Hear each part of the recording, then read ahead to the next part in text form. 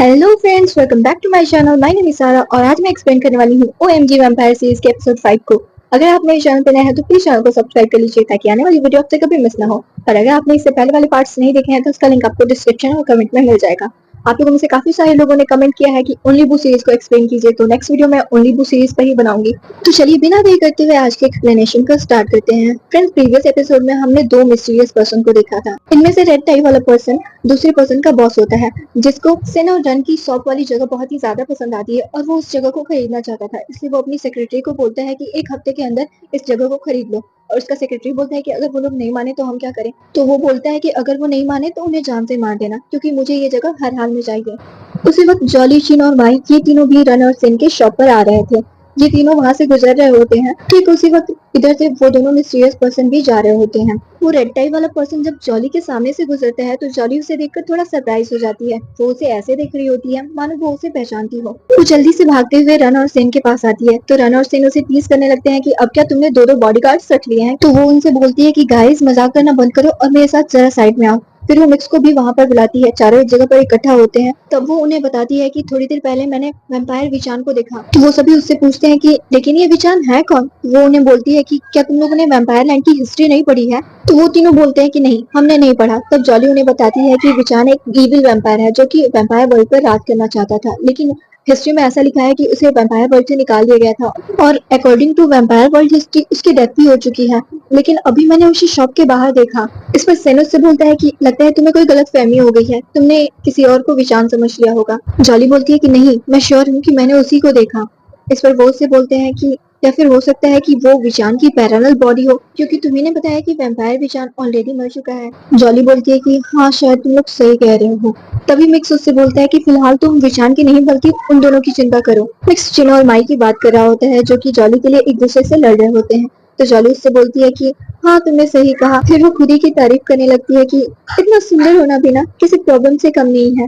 इसके बाद वो चिनो और माई के पास आती है। उसे देखकर वो दोनों बहुत ही ज्यादा खुश हो जाते हैं। दोनों के दोनों उसे डेट पे ले जाना चाहते थे। एक तरफ चिन जॉली को अपने साथ डेट पे चलने के लिए कह रहा होता है तो दूसरी तरफ से माई उसे अपने साथ डेट पे चलने को कह रहा होता है। तो जॉली बोलती है कि मेरे पास एक आइडिया है। आज की ऑनलाइन सेलिंग में तुम दोनों को मेरे साथ प्रोडक्ट सेल करने में हेल्प करनी पड़ेगी, जिसके लिए वो दोनों तैयार हो जाते हैं। जॉली उनसे बोलती है कि तुम दोनों को 30 मिनट का टाइम मिलेगा। जिस पर्सन को सबसे ज्यादा ऑर्डर आएंगे वही इसका विनर होगा। मैं उसी के साथ डेट पर जाऊंगी। नेक्स्ट दिन में हम फुम और पैट्रिक को देखते हैं। फुम नींद में सो रहा होता है और पैट्रिक जगा होता है। वो बहुत ही प्यार से फुम के चेहरे को टच कर रहा होता है। अचानक फुम की नींद खुल जाती है तो वो उससे बोलता है कि ये तुम क्या कर रहे हो। तो पैट्रिक उससे बोलता है कि मैं तो तुम्हें जगा रहा था। क्यों, क्या हुआ, तुम डर के क्या। तो फुम उससे बोलता है कि नहीं, ऐसी कोई बात नहीं है। फिर पैट्रिक उससे बोलता है कि चलो उठ जाओ, मेरे लिए ब्रेकफास्ट बना दो, मुझे बहुत भूख लगी है। तो फुम उससे बोलता है कि अब क्या मुझे खाना भी बनाना पड़ेगा। तो पैट्रिक उससे बोलता है कि हाँ, तुम हाउस वाइफ हो तो खाना तो तुम्ही को बनाना पड़ेगा ना, क्योंकि मैं तो हाउस हस्बैंड हूँ। इस पर फुम उससे बोलता है कि ये कब हुआ। तो पैट्रिक उससे बोलता है कि तुम खाना बना रहे हो या नहीं। तो फुम उससे बोलता है कि नहीं, मैं नहीं बनाऊंगा। तो पैट्रिक उससे बोलता है कि पक्का नहीं बनाओगे, सोच लो। वो मुझसे बोलता है कि हाँ, मैंने सोच लिया, मैं नहीं बनाऊंगा। तभी पैट्रिक उसके ऊपर आ जाता है और पूछने लगता है कि अब बोलो, बनाओगे या नहीं बनाओगे। तो फिर मुझसे बोलता है कि नहीं बनाऊंगा, क्या कर लोगे। तो पैट्रिक उसे गुदगुदी करने लगता है, लेकिन फुम भी इतनी जल्दी गिव अप करने वाला नहीं था। वो बोलता है कि मैं खाना नहीं बनाऊंगा तो नहीं बनाऊंगा। तो पैट्रिक उसे और भी ज्यादा गुदगुदी करता है। तो आखिरकार फुम उसे सरेंडर कर ही देता है और बोलता है कि ठीक है, मैं करूंगा। तो पैट्रिक उससे बोलता है कि वो तो हम यहीं पर कर सकते हैं। तो फुम उसे मारते हुए बोलता है कि फॉरवर्ड कहेंगे, मैं उसकी बात नहीं कर रहा हूँ, मैं खाना बनाने की बात कर रहा हूँ। चलो हटो, मैं खाना बनाने जा रहा हूँ। फिर वो खाना बनाने चला जाता है। पैट्रिक उसे जाते हुए बहुत ही प्यार से देख रहा होता है और बोलता है कि कितना क्यूट है ये। फिर हमें वैम्पायर ऑफिसर निकी और कैप्टन जो को दिखाया जाता है। ऑफिसर निकी को वैम्पायर विचान के आदमियों से लड़ते वक्त काफी चोटें आई होती हैं। निकी के खाना खा लेने के बाद कैप्टन जो से बोलते हैं कि चलो खा लिया ना तुमने, अपने कपड़े उतारो। ये सुनकर निकी चौंक जाता है और बोलते हैं कि वो, मैं कपड़े क्यों उतारूं। तो कैप्टन जो से बोलते हैं कि ताकि मैं तुम्हारे चोट पर दवाई लगा सकूं। निकी बोलता है कि उसकी कोई जरूरत नहीं, मैं खुद लगा लूंगा। फिर कैप्टन जो अपने हाथों से उसके कपड़े को उतार देते हैं और फिर उसके चोट पर दवाई लगाने लगते हैं। बैक साइड के चोटों पर दवाई अप्लाई करने के बाद कैप्टन जो उसे सामने की तरफ मुड़ने को कहते हैं। तो निकी अचानक से सामने की तरफ मुड़ जाता है, जिस कारण वो दोनों एक दूसरे के काफी करीब आ जाते हैं। कैप्टन जो के हाथों से दवाई छूटकर नीचे गिर जाती है। वहीं निकी के दिल की धड़कनें भी बढ़ जाती हैं। कैप्टन जो उससे थोड़ा दूर हटते हैं। वो बोलते हैं कि सामने तुम खुद ही दवाई लगा लो, मुझे कुछ काम है, मैं चलता हूँ। इतना बोलने के बाद वो चले जाते हैं। निकी का दिल अभी भी जोर जोर से धड़क रहा होता है। उसके लिए ये एहसास बिल्कुल नया था, इसलिए वो थोड़ा खुश भी होता है और थोड़ा कंफ्यूज भी होता है। वहीं इधर फुम ने पैट्रिक को ब्रेकफास्ट बनाकर दे दिया था। पैट्रिक उससे बोलता है कि दिखने में तो ये डिलीशियस लग रहा है। तो फुम उससे बोलता है कि अपना मुंह बंद करो और चुपचाप खा लो उससे। तो पैट्रिक उससे बोलता है कि अपने बॉस से ऐसे बात करोगे, मैं तुम्हारी सैलरी काट लूंगा। तो फुम उससे बोलता है कि मुझे उससे कोई फर्क नहीं पड़ता, काट लो। फिर दोनों साथ में ब्रेकफास्ट करने लगते हैं। फुम पैट्रिक से पूछता है कि तुम्हारे साथ काम करते करते मुझे कुछ टाइम हो गया है, तो तुम मेरे वर्क परफॉर्मेंस के बारे में क्या सोचते हो। तो पैट्रिक उससे बोलता है कि कुछ खास नहीं, ठीक ठाक ही है। तभी फुम उससे पूछता है कि वैसे तुम्हें याद तो है ना कि मैंने तुमसे बोला था कि हर 15 दिन में तुम्हें मुझे वो स्पेशल वाली रेड वाइन पीने को देनी होगी, और वो दिन जल्दी ही आने वाला है। तो पैट्रिक उससे पूछता है कि कभी कभी मैं वंडर करता हूँ कि तुम वो रेड वाइन पीना क्यों चाहते हो, कहीं इसके पीछे कोई राज तो नहीं है। इस पर फुम उससे बोलता है कि ऐसा कुछ नहीं है, मैं बस इसलिए पीना चाहता हूँ क्योंकि वो बहुत ही डिलीशियस है। वैसे एक बात पूछूं, तुम वो अपना स्पेशल रेड वाइन बेचने के लिए प्रमोट क्यों नहीं करते हो। तो पैट्रिक उसे बताता है कि उसको बनाने की प्रोसेस बहुत ही ज्यादा डिफिकल्ट है, इसके अलावा वो बहुत ही महंगी भी है। ये स्पेशल लोगों के लिए बनी है और बहुत कम लोग इसे अफोर्ड कर पाते हैं। सिम बोलता है कि हाँ वो एक्सपेंसिव तो है। जब मैं पहली बार अपने दोस्तों को लेकर उसे ड्रिंक करने आया था तो उस दिन मैं लगभग कंगाल ही हो गया था। ये सुनकर पैट्रिक हंसने लगता है और बोलता है कि ये हमारे बार की स्पेशल वाइन है और इसे स्पेशल लोग ही अफोर्ड कर सकते हैं। तो फुम बोलता है कि लेकिन तुम्हें मुझे इसे फ्री में देना होगा क्योंकि हमारी डील हुई थी। तो पैट्रिक बोलता है कि ये तो तुम्हारे बिहेवियर पर डिपेंड करता है कि तुम्हें वो मिलेगा या नहीं। तो फुम मासूम से बनते हुए क्यूट अंदाज में इससे रिक्वेस्ट करने लगता है कि प्लीज मुझे वो वाइन पीने के लिए देना, मैं एक अच्छे बच्चे की तरह बिहेव करूंगा, प्लीज पैट्रिक प्लीज। उसका ये क्यूट सा अंदाज देखकर पैट्रिक पिघल जाता है और बोलता है कि ओके बाबा पी लेना, चलो अब खाना खाते हैं। फिर वो दोनों खाना खाने लगते हैं। इधर जॉली चिन और माई के साथ ऑनलाइन थाई डिजर्ट सेल कर रही होती है। मिक्स इन तीनों को कब से देख रहा होता है। वो रना और सेन से बोलता है कि तुम लोगों को क्या लगता है माई और चिन में से कौन जीतेगा। पर वो दोनों एक दूसरे में ही बिजी होते हैं। सेन रन को किस कर लेता है। मिक्स इनको ऐसा करते हुए देख लेता है। वो उनसे बोलता है कि ये तुम दोनों क्या कर रहे हो। तो ये दोनों एक साथ ही बोल पड़ते हैं कुछ नहीं। तो मिक्स उनसे बोलता है कि तुम दोनों एक साथ जवाब दे रहे हो, मतलब कुछ तो गड़बड़ है। वो दोनों उसे एक डिजर्ट की प्लेट पकड़ा देते हैं और बोलते हैं कि ये उस टेबल पर देकर आओ। मिक्स उनसे बोलता है कि लगता है तुम दोनों मुझसे पीछा छुड़ाने के लिए ऐसा कर रहे हो। वो दोनों बोलते हैं कि ऐसा कुछ नहीं है, जल्दी ऑर्डर देकर आओ, कस्टमर वेट कर रहा है। तो मिक्स बोलता है कि ठीक है जा रहा हूँ। फिर वो उन्हें बताता है कि उसने सेन को रन को किस करते हुए देखा। तो वो दोनों शर्मा जाते हैं। फिर मिक्स जब वहां से चला जाता है तो रन सेन से पूछता है कि तुमने ऐसा क्यों किया। तो सेन उससे बोलता है कि क्यों, क्या हो गया, सबको पता ही है कि हम दोनों कपल हैं, तुम्हें अच्छा नहीं लगा क्या। तो रन उससे बोलता है कि नहीं मुझे अच्छा नहीं लगा। तो सेन उससे बोलता है कि अच्छा तो कल रात को, अभी उसने इतना बोला ही होता है कि तभी रन बोल पड़ता है बस बस आगे मत बोलना, मुझे इस बारे में बात नहीं करना। वो शर्माते हुए वहां से चला जाता है। इधर जॉली माई और चिन डिजर्ट बेचने के बाद लाइव स्ट्रीम को खत्म करते हैं। तो फाइनली ये रिजल्ट आता है कि माई ने सबसे ज्यादा डिजर्ट बेचे होते हैं, उसे ज्यादा ऑर्डर मिला होता है। तो वो बहुत ही ज्यादा खुश होता है कि अब वो जॉली के साथ डेट पर जा सकेगा। वहीं जिन थोड़ा सा उदास होता है। माई जॉली से बोलता है कि चलो डेट पर चलते हैं। तो जॉली उससे बोलती है कि रुको मैं पहले क्लीनिंग कर लेती हूँ उसके बाद चलूंगी। तो माई उससे बोलता है कि रहने दो, इसकी कोई जरूरत नहीं है, जो हारा है वही इसको क्लीन करेगा। चिन जॉली को इतना ज्यादा पसंद करता था कि वो उसके लिए क्लीनिंग करने को तैयार हो जाता है। क्लीनिंग करते वक्त उसे ध्यान आता है कि जॉली अपना फोन भूलकर जा रही है। वो उसे आवाज देता है और उससे बोलता है कि तुम तो अपना फोन यहीं पर भूल गई हो। वो उसे उसका फोन दे देते हैं। फिर जॉली माई के साथ डेट पर चली जाती है। इधर हम फोन को देखते हैं जो कि घर की साफ सफाई कर रहा होता है। वहीं पैट्रिक सोफे पर बैठकर फोन चला रहा होता है। तभी फुम को किन का कॉल आता है। फुम उससे बात करने लगता है। पैट्रिक जब सुनता है कि फुम किन से बात कर रहा है तो वो अलर्ट हो जाता है और ध्यान से उनकी बातें सुनने लगता है। किन फुम को कहीं पर मिलने के लिए बुला रहा होता है तो फुम उससे बोल देता है कि ठीक है मैं फ्री हूँ, मैं वहाँ पर आ जाऊंगा। फिर वो घर की साफ सफाई करने के बाद वहाँ पर जाने लगता है। तो पैट्रिक उससे पूछता है कि कहाँ जा रहे हो तुम। फुम बोलता है कि मैं किन से मिलने जा रहा हूँ। तो पैट्रिक उससे बोलता है कि और घर के सारे काम तुमने खत्म कर दिए क्या। तो फुम बोलता है कि यस बॉस, मैंने घर के सारे काम निपटा दिए हैं। पैट्रिक बोलता है कि लेकिन मुझे लगता है कि तुमने, तभी फुम उसे बीच में ही रोक देता है और बोलता है कि मैं वो काम नहीं करूंगा, तुम्हें जो भी करना है खुद ही जाके कर लो। और इतना बोलने के बाद वो चला जाता है। पैट्रिक को अच्छे से पता था कि किन भी फुम को पसंद करता है, इसलिए वो फुम को किन के साथ अकेला नहीं छोड़ना चाहता था। इसी कारण वो फुम का पीछा करते करते उस जगह तक आ जाता है जहाँ पर फुम किन से मिलने आया होता है। लेकिन अचानक उसकी फुम पर से नजर हट जाती है। फिर उसे दोबारा समझ में ही नहीं आता कि फुम कहाँ पर चला गया। वो फुम को इधर उधर ढूंढ रहा होता है। इस दौरान इधर हम चिन को देखते हैं जो कि माई और जॉली का पीछा करते हुए वहां पर आया होता है। दोनों एक दूसरे से टकरा जाते हैं। पैट्रिक अचानक चिन को वहां पर देखकर शॉक हो जाता है और बोलता है कि चिन तुम यहाँ। वही चिन भी उसे देखकर सरप्राइज था कि वो यहाँ पर क्या कर रहा है। वो उससे पूछता है कि पैट्रिक तुम यहाँ पर क्या कर रहे हो। तो पैट्रिक उससे बोलता है कि तुम बताओ पहले तुम यहाँ पर क्या कर रहे हो। तो चिन उसे बताता है कि वो तो जॉली और माई का पीछा करते हुए यहाँ पर आया है क्योंकि वो दोनों यहाँ पर डेट पर आए हैं। फिर चिन बोलता है कि मुझे अच्छा नहीं लग रहा है, उन दोनों को साथ में देखकर मुझे बिल्कुल भी अच्छा नहीं लग रहा है। तो पैट्रिक भी बोलने लगता है कि हाँ सही कहा तुमने, मुझे भी बिल्कुल अच्छा नहीं लग रहा है। आई हेट इट, वो दोनों साथ में क्यों आए हैं? तो चिन बोलता है कि हाँ यार सही कह रहे हो। फिर अचानक जब उसे रियलाइज होता है कि वो तो जॉली और माई के बारे में बात कर रहा था, लेकिन यहाँ पर पैट्रिक किसके बारे में बात कर रहा है, तो वो उसे बोलता है कि एक मिनट, तुम यहाँ पर किन दोनों की बात कर रहे हो? देखो मुझे अच्छे से पता है कि तुम माई और जॉली के बारे में तो बात नहीं कर रहे थे, तो तुम सच सच बताओ कि तुम किसका पीछा करते हुए आए हो? तुम फुम के पीछे आए हो ना? तो पैट्रिक उससे बोलता है कि हाँ तुमने सही गेस किया है, मैं फुम के पीछे ही आया हूँ। वैसे क्या तुमने फुम को कहीं पर देखा? तो चिन उससे बोलता है कि नहीं, मुझे तो कहीं नहीं दिखा वो। इधर फुम और किन साथ में बैठकर बातें कर रहे होते हैं। फुम उससे बोलता है कि मुझे नहीं पता था कि तुम उस तरह के इंसान हो जिसे पिकनिक पर जाना, खाना बनाना ये सब अच्छा लगता है। तो किन उससे बोलता है कि हाँ मुझे ये सब पसंद है, मुझे मॉल में जाना ज्यादा पसंद नहीं है। तो फुम बोलता है कि मुझे भी। तो किन उससे कहता है कि लगता है हम दोनों में काफी चीजें कॉमन है। तो फुम उससे बोलता है कि क्यों को भी ये सब बहुत पसंद था। इतना बोलने के बाद वो थोड़ा सा उदास हो जाता है।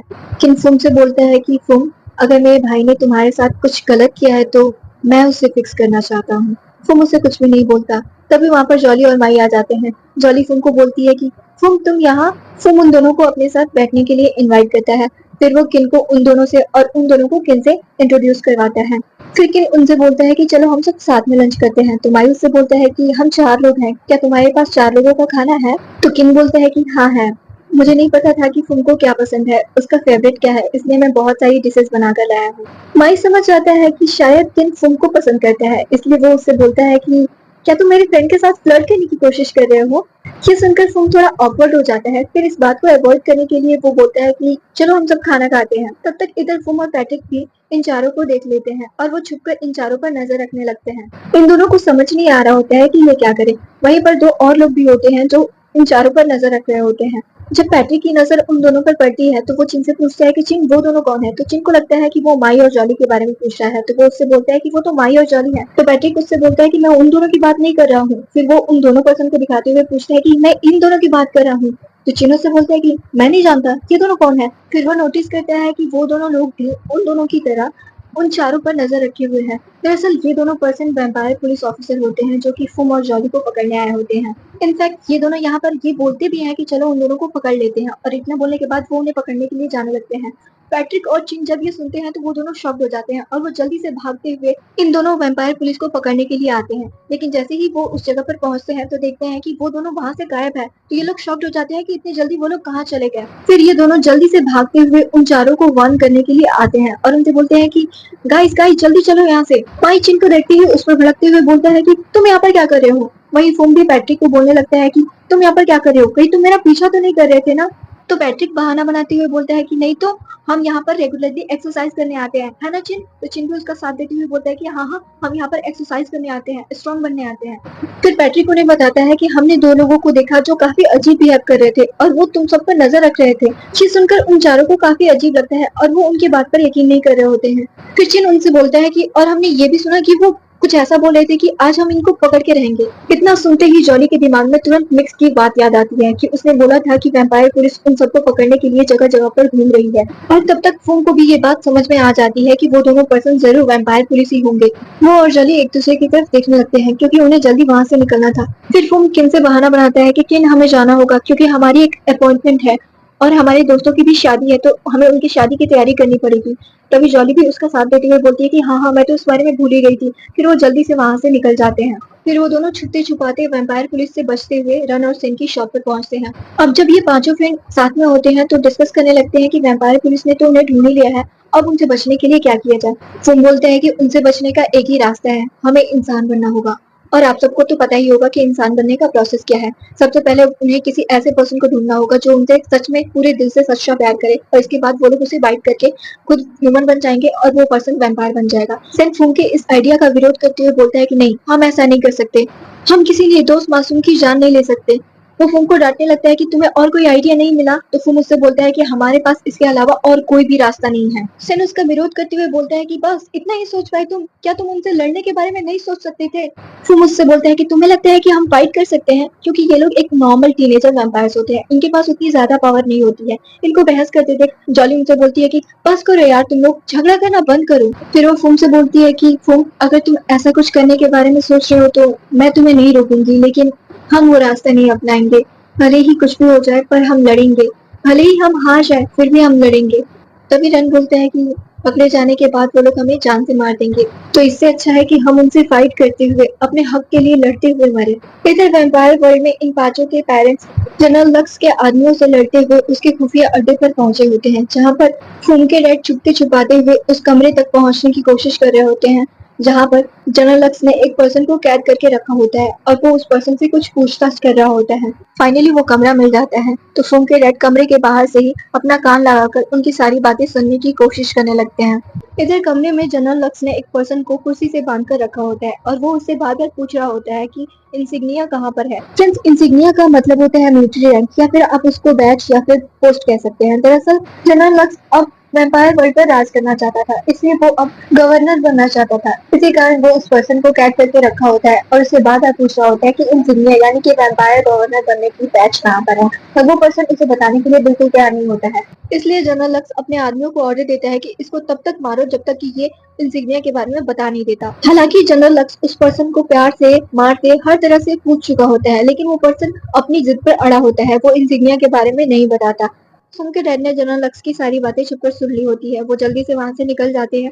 फिर जब वो घर पर आते हैं तो मिक्स, जॉली, सेन और रंग इन सभी के पेरेंट्स भी वहां पर इकट्ठा हुए होते हैं और ये लोग डिस्कस करते हैं कि आखिर जनरल लक्स को रोकने के लिए क्या किया जाए, क्योंकि ये लोग अच्छी तरह से जानते थे कि जनरल लक्स अभी जनरल के पोस्ट पर होकर इतना तानाशाही कर रहा है, तो अगर वो गवर्नर बन गया तो लोगों का क्या हाल होगा। इसीलिए ये लोग ये फैसला करते हैं कि सबसे पहले ये ऐसे लोगों के बारे में पता लगाएंगे जो जनरल लक्स की तानाशाही से परेशान है, फिर उनके साथ मिलकर वो जनरल एक्स को आसानी से हरा पाएंगे। एक पर्सन बोलता है कि कुछ ऐसे पुलिस वाले भी हैं जो जनरल एक्स की पॉलिसी से डिसएग्री करते हैं। जितना अधिक हो सके हमें उन पुलिस वालों को अपने साइड करना होगा ताकि हम जनरल एक्स के और भी ज्यादा सीक्रेट्स के बारे में जान पाए। नेक्स्ट सीन में हम फोम को देखते हैं जो कि खोया खोया गुमसुम सा बैठा होता है। तभी वहाँ पर पैट्रिक आता है और उसे आवाज देता है। तो पैट्रिक के 2-3 बार आवाज देने के बाद वो ख्यालों से बाहर आता है। पैट्रिक उससे पूछता है कि क्या हुआ। फोम बोलता है कि कुछ नहीं।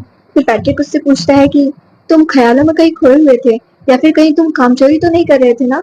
तो फोन बोलता है कि नहीं, ऐसा कुछ नहीं है, मैं काम करने जा रहा हूँ। फिर वो ड्रिंक्स लेकर कस्टमर को सर्व करने चला जाता है। इधर हम रोम को देखते हैं जो कि प्योर का एक्स बॉयफ्रेंड होता है और वो अपनी गर्लफ्रेंड के साथ बार में आया होता है। फोम जब उसकी टेबल पर ड्रिंक लेकर जाता है तो वो अपना चेहरा छुपाने लगता है। वहीं उसकी गर्लफ्रेंड फोम की इंसल्ट करने लगती है। वो उससे बोलती है कि क्या तुम इतने गिर गए हो कि अब तुम्हें वेटर का काम करना पड़ रहा है। यहाँ तक कि वो ये तक बोल देती है कि तुम मेरे पीठ पीछे मेरे बॉयफ्रेंड से मिलने जाते हो, उसके पीछे पड़े हो, लेकिन मेरा बॉयफ्रेंड अब तुम्हारे पास वापस नहीं जाएगा। तो वो मुझसे बोलता है कि शायद तुम्हें कोई गलत फहमी हो गई है, मैं तुम्हारे बॉयफ्रेंड को नहीं जानता। लेकिन फिर भी रोम की गर्लफ्रेंड नहीं मानती और वो और भी ज्यादा फोम की इंसल्ट करने लगती है। सोम बेचारा कब तक उसकी इंसल्ट सहता। वो उससे बोलता है कि ए, अपनी हद में रहो, अगर तुम कुछ अच्छा नहीं बोल सकती ना तो बेहतर होगा कि तुम चुप ही रहो। टॉम की गर्लफ्रेंड और भी ज्यादा भड़क जाती है और वो अपना ड्रिंक उठाकर फोम के ऊपर फेंकने लगती है। तभी बीच में पैट्रिक आ जाता है और जो ड्रिंक फोम के कपड़ों पर गिरने वाला था वो उसके कपड़ों पर गिर जाता है। टॉम की गर्लफ्रेंड पैट्रिक से बोलती है कि तुम कौन हो। तो पैट्रिक बोलता है कि मैं इस बार का ऑनर हूँ। तो वो उससे बोलती है कि अपने वेटर को वार्न कर दो कि वो मेरे बॉयफ्रेंड के आसपास ना मंडराए। पैट्रिक उससे बोलता है कि फुम और तुम्हारे बॉयफ्रेंड के पीछे पड़ा है, लगता है तुम्हें कोई गलतफहमी हो गई है। दरअसल वो मेरा बॉयफ्रेंड है और यहाँ पर वो वेटर का काम करने से अपनी बोर्डम को दूर करने के लिए और थोड़ा सा फन करने के लिए करता है, क्योंकि जितना पैसा मैं इसे एक महीने में पॉकेट मनी के लिए दे देता हूँ उतने पैसे तो तुम अपनी पूरी जिंदगी में नहीं कमा पाओगी। फिर वो उसके बॉयफ्रेंड की तरफ देखते हुए बोलता है कि और मुझे लगता है ना कि लोगों को अपने बॉयफ्रेंड का अच्छे से ख्याल रखने भी सीखना चाहिए। फिर वो उस लड़की से बोलता है कि मुझे लगता है कि तुम्हारा दिमाग खराब हो गया है, तुम्हें कोई मेंटल प्रॉब्लम है, इसलिए तुम दूसरों के बॉयफ्रेंड को डांटते फिर रही हो। ये सुनकर वो भड़क जाती है और बोलती है कि तुम्हारी हिम्मत कैसे हुई मुझसे ऐसे बात करने की, क्या तुम अपने कस्टमर से ऐसे ही बात करते हो। तो पैट्रिक उससे बोलता है कि हाँ, अगर कस्टमर इतना बदतमीज हो तो मुझे ऐसे ही बात करना पड़ता है। ये सुनकर वो और भी ज्यादा भड़क जाती है और बोलती है कि तुम मेरे साथ ऐसा नहीं कर सकते। तभी रोम खड़ा होता है और बोलता है कि चुप करो, तुम कब से अनाप शनाप बके जा रही हो, मैं इस लड़की को नहीं जानता, मेरे एक्स बॉयफ्रेंड का नाम प्योर था, फुम नहीं, इसलिए चलो यहाँ से। इस पर उसकी गर्लफ्रेंड बोलती है कि मैं नहीं जाऊंगी। तो रोम उससे कहता है कि ठीक है, तुम यहीं रहो, तुम्हारी मर्जी, मैं यहाँ से जा रहा हूँ। और वो चला जाता है। थोड़ी देर बाद वो भी वहां से जाने लगती है। तभी पैट्रिक उसे रोक लेता है और बोलता है कि बिल पे करके जाओ। तो वो बोलती है कि ठीक है, मुझे बताओ कि कितना बिल हुआ है। फिर वो बिल पे करके वहां से चली जाती है। उसके बाद फोन भी बाकी कस्टमर्स को उनका ड्रिंक सर्व करने लगता है। पैट्रिक उसे बहुत ही ध्यान से देख रहा होता है। तो फोन उसके पास आता है और बोलता है कि तुम मुझे ऐसे क्यों देख रहे हो। तो पैट्रिक बोलता है कि मैं तो अपने बॉयफ्रेंड को काम करते हुए देख रहा था। तो फोन उससे बोलता है कि मैं तुम्हारा बॉयफ्रेंड कब से बन गया। पैट्रिक बोलता है कि वो तो आज ही बने, तुम भूल गए क्या। वैसे ये बताओ कि क्या वो लड़का सच में तुम्हारा एक्स बॉयफ्रेंड था। फिर वो बोलता है कि नहीं नहीं, वो तुम्हारा एक्स बॉयफ्रेंड कैसे हो सकता है। तुम तो अभी अभी इस शहर में नया आए हो ना। तो वो मुझसे बोलता है कि तुम मुझसे इतनी पूछताछ क्यों कर रहे हो, क्या तुम मेरे लिए जेलस फील करते हो। तो पैट्रिक उससे बोलता है कि जेलस, और मैं भला क्यों जेलस फील करूंगा। तो वो मुझसे बोलता है कि तुम जेलस तो फील कर रहे हो क्योंकि तुमने कहा था कि तुम मेरे बॉयफ्रेंड हो। तुमने उनके सामने ये क्यों बोला कि मैं तुम्हारा बॉयफ्रेंड हूँ। तो पैट्रिक उससे बोलता है कि वेल हम बॉयफ्रेंड्स नहीं है लेकिन हम हस्बैंड वाइफ जरूर है। इतना बोलने के बाद वो वहां से चला जाता है। तो पैट्रिक बोलता है कि अब तुमने बोल ही दिया है तो मैं इसको हकीकत में बदल के दिखाऊंगा। इधर जॉली, रन, सेन और मिक्स अभी भी इस सोच में डूबे होते हैं कि वैम्पायर पुलिस से कैसे बचा जाए। तभी मिक्स बोलता है कि गाइस तुम लोगों को क्या लगता है, तुमने जैसा कहा था वो वैसा करेगा क्या। तो जॉली बोलती है कि आई थिंक हमें उस बारे में स्ट्रेस नहीं लेना चाहिए क्योंकि एक ना एक दिन हम लोग कैसे भी करके पकड़े ही जाने वाले हैं। तो इससे अच्छा है कि हम अपनी जिंदगी खुलकर जिए, सिर्फ अपनी हैप्पीनेस पर फोकस करें। फिर वो रन और सेन से बोलती है कि कल तुम लोगों की शादी है ना, तो क्या तुम दोनों तैयार हो। तो मिक्स बोलता है कि इनको देख के क्या लग रहा है, ये कब से तैयार बैठे हैं। फिर वो उनसे पूछता है कि वैसे क्या तुम लोगों ने कभी वो सब किया है। तो वो दोनों एक साथ बोल पड़ते हैं, नहीं हमने अभी वो सब नहीं किया है। जॉली मुझसे बोलती है कि अरे यार अपने फ्रेंड्स को ऐसे टीज मत करो। फिर वो उन्हें याद दिलाती है कि गाइस कल हम लोगों को रेड वाइन भी ड्रिंक करने जाना है, भूलना मत तुम लोग। चलो अब मैं जा रही हूँ, जाते समय मुझे अभी भूख लगी है तो मैं कहीं पर रुककर थोड़ा सा खाना खाऊंगी, उसके बाद मैं अपने घर चली जाऊंगी। फिर जॉली जब जा रही होती है तो उसे ऐसा लगता है कि कोई उसे फॉलो कर रहा है। वो जल्दी जल्दी से भागने लगती है। तभी एक वैम्पायर ऑफिसर उसके सामने आ जाता है और बोलता है कि चुपचाप खुद को मेरे हवाले कर दो, मैं तुम पर हाथ नहीं उठाना चाहता। तो जॉली से बोलती है कि तुम्हें लगता है कि मैं लड़की हूँ तो तुमसे नहीं लड़ूंगी, मैं तुमसे फाइट करूंगी। जॉली उससे लड़ने के लिए तैयार हो जाती है। इधर वो वैम्पायर ऑफिसर भी अपने वैम्पायर वाले दांत निकालकर उस पर हमला करने के लिए तैयार हो जाता है। तभी अचानक वहां पर चिन आ जाता है और वो उस वैम्पायर को खींचकर एक जोरदार चाटा मारता है और बोलता है कि मैं जिस पर्सन को पसंद करता हूँ उसे परेशान करने की तुम्हारी हिम्मत कैसे हुई। वो वैम्पायर उससे बोलता है कि देखो हमारे बीच में मत पड़ो, ये हमारे आपस का मामला है। और वो फिर से जॉली पर हमला करने के लिए अपने वैम्पायर वाले दांत निकाल लेते हैं। तो चिन फिर से उसे एक जोरदार थप्पड़ मारता है और बोलता है कि बंद करो ये सब, छोटे बच्चों वाले फैंग टीथ लगाकर लोगों को डराने की कोशिश कर रहे हो। फिर वो जॉली से बोलता है कि जॉली चलो हम यहाँ से चलते हैं, इस जैसे पागल इंसान पर ध्यान देने की जरूरत ही नहीं है। फिर वो और जॉली एक रेस्टोरेंट में आ जाते हैं और अपने लिए खाना ऑर्डर करते हैं। जॉली चिन को अपनी हेल्प करने के लिए थैंक्स बोलती है। तो चिन उससे बोलता है कि उसकी कोई जरूरत नहीं, मुझे तुम्हारी हेल्प करके खुशी हुई। फिर जॉली उससे बोलती है कि वैसे एक बात पूछूं, तुमने मुझे देखा कैसे, क्या तुम मुझे फॉलो कर रहे थे। तो चिन उससे बोलता है कि नहीं ऐसी कोई बात नहीं है, मुझे भी भूख लगी थी तो मैं भी कुछ खाने के लिए ढूंढने निकला था, उसी वक्त मैंने तुम्हें देख लिया और तुम्हारी हेल्प करने आ गया। तो जॉली से बोलती है कि क्या तुम्हें उस वैम्पायर से डर नहीं लगा। चिन उससे बोलता है कि जॉली वो कोई वैम्पायर वैम्पायर नहीं था, बल्कि वो कोई पागल वियर्डो था जो तुम्हें डराने की कोशिश कर रहा था। अगर अगली बार फिर से वो तुम्हें परेशान करे ना तो मुझे बताना, मैं उसे खींच के जोरदार तमाचा लगाऊंगा कि उसका दिमाग सही हो जाएगा। तो जॉली उससे बोलती है कि अगर उसे मारने के बजाय तुम नीचे गिर गए तो चिन बोलता है कि ऐसा कुछ नहीं होगा, मैं नहीं गिरूंगा, मुझे बॉक्सिंग आती है। और वो बॉक्सिंग मूव्स करके दिखाने लगता है कि देखो मैं ऐसे ऐसे करके उसे मारूंगा। तो जॉली बोलती है कि अच्छा पापा ठीक है नीचे बैठ जाओ, चलो खाना खाते हैं। नेक्स्ट सीन में हम फोम को देखते हैं जो कि रात को सोने से पहले ब्रश कर रहा होता है। तभी वहां पर पैट्रिक आता है तो फोम उसे ध्यान से देखने लगता है। पैट्रिक उससे बोलता है कि ऐसे क्या देख रहे हो, चलो ब्रश करो। फिर दोनों साथ में ब्रश करने लगते हैं। इसी दौरान पैट्रिक अचानक फोम के चिक पर किस कर लेते हैं। फोम उससे बोलता है कि ये तुम क्या कर रहे हो। पैट्रिक बोलता है कि तुम्हारे चिक पर किस कर रहा हूँ और क्या। फोम के चिक पर कोलगेट का फोम लग गया होता है तो वो उससे बोलता है कि देखो मेरे चिक्स गंदे हो गए। तो पैट्रिक उससे बोलता है कि तुम ही ना इसका यूज करते हो क्यूट बनने के लिए, तो मैंने लगा दिया तो क्या हो गया। तो फोम उससे बोलता है कि तुम अपनी डिजायर पूरी करने के लिए ना ऐसी हरकतें मत करो, तुम कुछ ज्यादा ही आगे बढ़ रहे हो। तो पैट्रिक उससे बोलता है कि अगर तुम चुप नहीं हुए ना तो मैं तुम्हें और भी ज्यादा किस करूंगा। फोम चुपचाप ब्रश करने लगता है। फिर पैट्रिक उससे बोलता है कि अभी जो मैंने तुम्हें किस किया तो तुम ये समझना कि तुम मेरे साथ रहने के लिए रेंट दे रहे हो। और यहाँ पर पैट्रिक फोम के एक किस का प्राइस 500 डिसाइड करते हैं। तो फोम बोलता है कि सिर्फ 500, ये तो बहुत कम है, कम से कम ये 1000 होना चाहिए। तो पैट्रिक बोलता है कि ठीक है, फिर तुम्हारे लिए मेरे अपार्टमेंट का रेंट 5000 पर मंथ होगा, इसलिए मंथ के लास्ट में तुम्हें मुझे 5 बार किस करने देना होगा। तो वो मुझसे बोलते हैं कि अच्छा जी, लेकिन मैं तो तुम्हारे घर का सारा काम करता हूँ, कपड़े धोता हूँ, खाना बनाता हूँ, बर्तन धोता हूँ, लॉन्ड्री करता हूँ। अगर मैं इन सारे काम का चार्ज जोड़कर लेने लगूँ ना तो पता चलेगा कि वो रेंट के पैसे से बहुत ऊपर चला जाएगा। पैट्रिक उससे बोलते हैं कि अच्छा बाबा ठीक है, लाओ मैं तुम्हारे चिक को साफ कर देता हूँ। और वो उसकी चिक को अपने हाथों से साफ करने लगता है। तो वो मुझसे बोलता है कि मैं भी तुम्हारी चिक साफ कर देता हूँ। और वो अपने गालों से ही पैट्रिक के गालों को साफ करने लगता है। इस दौरान दोनों के बीच एक स्वीट मोमेंट बनता है और कुछ पल के लिए ये दोनों एक दूसरे में ही खो जाते हैं। फिर फोम को जैसे ही होश आता है वो उससे थोड़ा दूर हटता है। फिर जल्दी से वो दोनों अलग अलग होकर अपना मुंह धोने लगते हैं। फिर जब सोने के लिए वो बेडरूम में आते हैं तो पैट्रिक फोम को एक डॉल गिफ्ट करता है। वो मुझसे बोलता है कि तुम ये मुझे डॉल क्यों दे रहे हो और तुमने इसे कब खरीदा। तो पैट्रिक उसे बताता है कि इसे मैंने दोपहर को खरीदा था, कि मुझे बहुत क्यूट लगा। अब से तुम मेरे बजाय इसको हक करके सोना, क्योंकि हर रात को तुम एक्सीडेंटली मुझे हक कर लेते हो। ये सुनकर फुंग शॉक्ड हो जाता है और बोलता है कि क्या मैं तुम्हें हक करके सोता हूँ? पैट्रिक बोलता है कि हाँ। तो फुंग बोलता है कि मुझे यकीन नहीं हो रहा, वैसे मुझे डॉल देने के लिए थैंक्स, पर तुम ये बताओ कि तुमने ये जो डॉल दी है उसमें टेडी बियर ने रैबिट का हेड क्यों पहना है? तो पैट्रिक उससे बोलता है कि टेडी बियर बिल्कुल मेरी तरह है, जिसको हमेशा कडल करने का मन करता है, और ये बनी हेड बिल्कुल तुम्हारी तरह है, एकदम क्यूट सा प्यारा सा। एक बार फिर से दोनों के बीच एक स्वीट सा मोमेंट बनता है और दोनों एक दूसरे की आंखों में खो जाते हैं। फिर फुंग खुद को संभालता है और बोलता है कि ऑलमोस्ट सुबह होने वाली है, आई थिंक मुझे सो जाना चाहिए। तो पैट्रिक बोलता है कि हाँ चलो अब सो जाते हैं। ये दोनों साथ में सो जाते हैं। धीरे धीरे इन दोनों के बीच नजदीकियां बढ़ने लगी थी। ये बेचारे कब तक अपनी फीलिंग्स को कंट्रोल करते। तो एक बार पैट्रिक फुंग के पास आने के लिए उसके नजदीक बढ़ता है, तो दूसरी तरफ फुंग भी उसके नजदीक जाने के लिए अपनी तरफ से उसकी तरफ बढ़ता है। इस तरह से दोनों एक दूसरे के नजदीक आ जाते हैं और उनका हैंड टू हैंड टच हो रहा होता है। वे दोनों सो जाते हैं। इसी सीन के साथ एपिसोड 5 यहीं पर खत्म हो जाता है। सो फ्रेंड्स, आपको आज की वीडियो कैसी लगी मुझे कमेंट करके जरूर बताइएगा। मैं मिलूंगी आपसे नेक्स्ट वीडियो में, तब तक के लिए bye bye, take care, thanks for watching.